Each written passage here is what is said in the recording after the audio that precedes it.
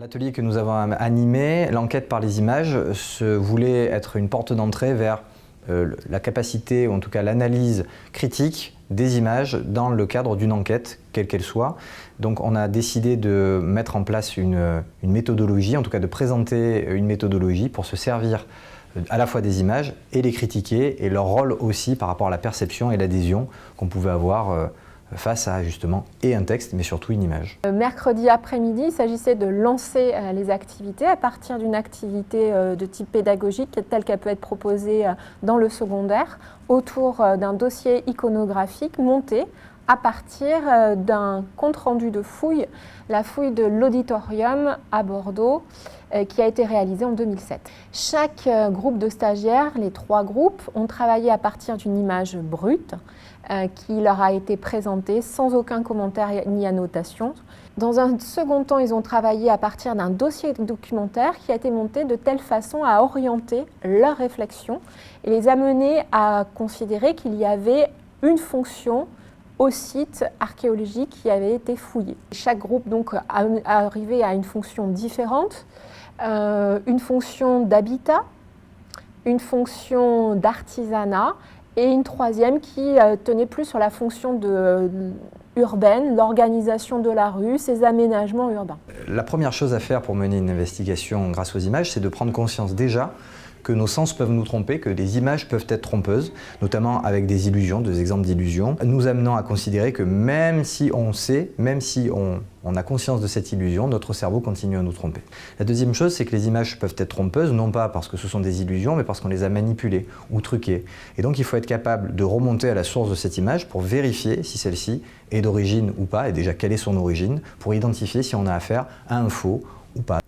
Donc, dans un troisième temps de débat, nous avons évoqué l'utilisation de l'image scientifique détournée, telle que nous l'avons fait dans le cadre de l'atelier, puisque les stagiaires ont travaillé sur des mêmes documents, mais qui ont été soit recoupés, modifiés sur leur point de vue, ou le commentaire qui y était associé était différent, de telle manière que leur réflexion soit orientée. Distinguer un document scientifique d'un document qui ne l'est pas est extrêmement compliqué, pour plusieurs raisons. La première, c'est qu'on se retrouve souvent démunis face aux connaissances pointues d'une connaissance scientifique donnée. On n'est pas expert de tous les domaines. Il est donc facile pour des gens qui voudraient faire passer de fausses informations pour des informations scientifiques de utiliser le même jargon, les mêmes rouages qu'un document de type scientifique. Et évidemment, là, on pourrait se dire que les connaissances dans un domaine donné sont nécessaires. Ça serait la première chose. À travers les rouages de la production d'un document scientifique, notamment la médiatisation d'un documentaire scientifique, on touche à un deuxième problème qui est celui de la vulgarisation et le fait d'être accessible à tout le monde. Pour être accessible à tout le monde, on simplifie, on rend le document sexy, on essaie de faire en sorte qu'il soit digeste, et c'est d'autant plus facile pour quelqu'un de produire la même chose, mais avec des arguments ou des preuves qui ne sont en réalité pas des arguments ou des preuves de type scientifique. Donc en réalité, seule une connaissance parfois poussée des connaissances qui sont abordées dans le sujet peut nous amener à détecter l'écart entre un document scientifique et un autre. Cela dit, on peut repérer quand on a l'habitude, quand on connaît le vocabulaire qui est plutôt utilisé dans des types de fausses informations scientifiques, on commence à identifier des sortes de mots ou de vocabulaire ou d'images récurrentes comme des ressorts en quelque sorte qui permettraient de sentir que ce document n'est pas vraiment ce qu'il prétend être. Par exemple, la mise en place de corrélations ou de coïncidences abusives, des images qui ne sont pas peut-être qui n'illustrent pas exactement la situation dont on parle. Mais en réalité, ça reste extrêmement compliqué de faire ce travail-là. C'est donc un travail long et fastidieux pour être certain de faire la distinction entre les deux.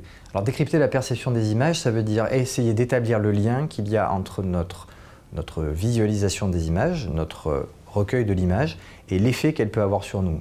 Et la plupart des études montrent que l'image a un impact supérieur par exemple à celui du texte, ou en tout cas en l'absence de texte ou en accompagnant le texte. Il peut susciter à la fois des émotions, c'est ce qui va notamment ancrer cette image dans notre cerveau et pouvoir être réinvesti, remobilisé pour justement essayer de comprendre un événement ou une situation. Et donc l'image a un rôle assez essentiel dans notre perception de la réalité, voire même quand on veut être convaincu, si quelqu'un veut nous convaincre, il aura tendance ou il devrait avoir intérêt à nous soumettre à une image plutôt qu'à un texte, et surtout une image qui va susciter une forte émotion et celle-ci pouvant justement nous amener à adhérer préférentiellement au message qui veut être transmis. Donc l'image est au cœur de ce processus d'adhésion. Il est donc encore plus essentiel de savoir la décrypter pour ne pas être soumis à cette influence, ou en tout cas pour avoir conscience qu'on peut y être soumis.